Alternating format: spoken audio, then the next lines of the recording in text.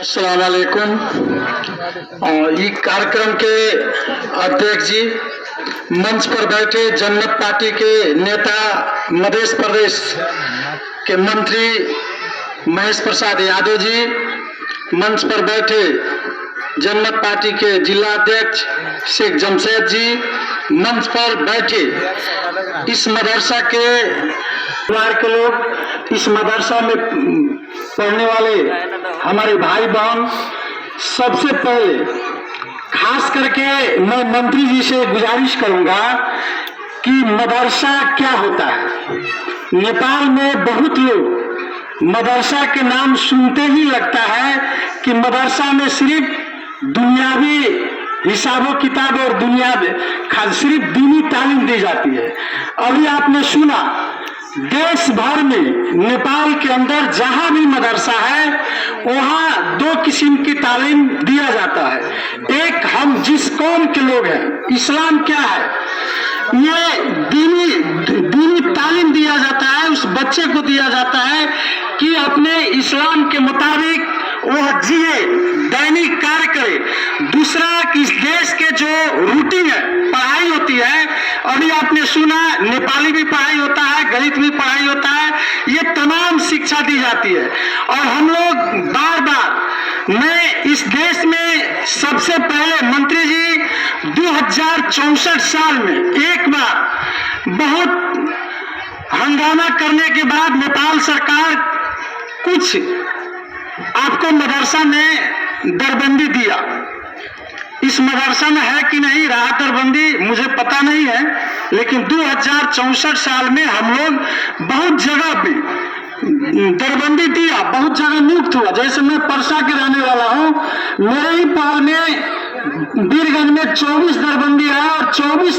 दरबंदी के 24 हम लोग मदरसा में नियुक्त किए। दूसरा बात, बार बार हम लोग ये कह रहे हैं कि देश में जैसे सामुदायिक स्कूल होता है वहां भी बच्चे पढ़ते हैं, प्राइवेट बोर्डिंग स्कूल होता है वहां भी बच्चे पढ़ते हैं, और मदरसा में भी बच्चे पढ़ते हैं। मदरसा के साथ विभेद किया है। विभेद ही मायने में किया है कि आपने देख रहा है, जो मंत्री जी ये भवन जो देख रहे हैं, जिस प्रांगण में हम अभी बैठे हैं, ये भवन भी इस गांव के लोग के एक एक मुट्ठी चंदा के वजह से ये भवन बना होगा। और एक एक मुट्ठी चंदा दे करके जो आपने सुना कि मदरसा के हमारे बच्चियां आप फर्स्ट क्लास इंग्लिश में स्पीच दी, नेपाली में स्पीच दी, और वो बच्ची लोग जो पढ़ती है, ये तमाम समाज के एक एक मुट्ठी अन्न देने के बावजूद ये सारे बच्ची पढ़ती है इस मदरसा में।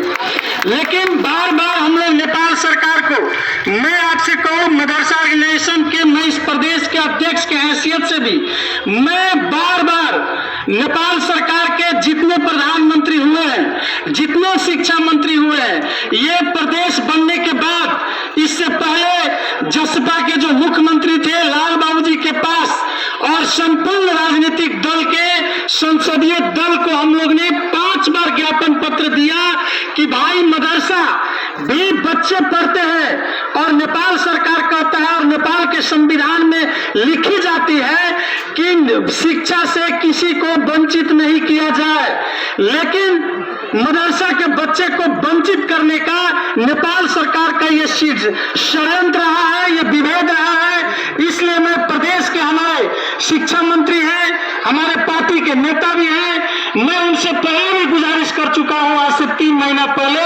वीरगंज में कि आप अपने से हस्तगत कीजिए, मदरसा के हालात देखिए, मदरसा का पढ़ाई देखिए। संसार में कहीं भी मदरसा के प्रोडक्ट जो बच्चा होता है उसको टक्कर देने वाले बोर्डिंग और सामुदायिक स्कूल के बच्चा नहीं होता है। ये ध्रुव सत्य है,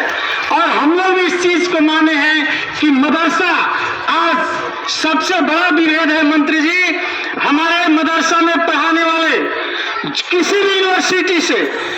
आपको देवबंद यूनिवर्सिटी से हो, बरेली यूनिवर्सिटी से हो, मदीना से जो पढ़ करके नेपाल के सिटीजनशिप जो मौलाना लोग आते हैं हाफिज करके जो भी पढ़ करके आते हैं, उसका मान्यता अभी नेपाल सरकार नहीं दिया है। और हम लोग ने बार बार, कल भी एक काठमांडू में प्रचंड जी को ज्ञापन दिया है और आज भी एक मलंगवा में कार्यक्रम हो रहा है। और हम लोग बार बार कह रहे हैं, जो बच्चे हमारे इंडिया के किसी भी मदरसा से पढ़ करके आता है तो उसको नेपाल सरकार को इको वैलेंट देना चाहिए कि नहीं देना चाहिए, उसको मान्यता देना चाहिए कि नहीं देना चाहिए। आज एक स्कूल में,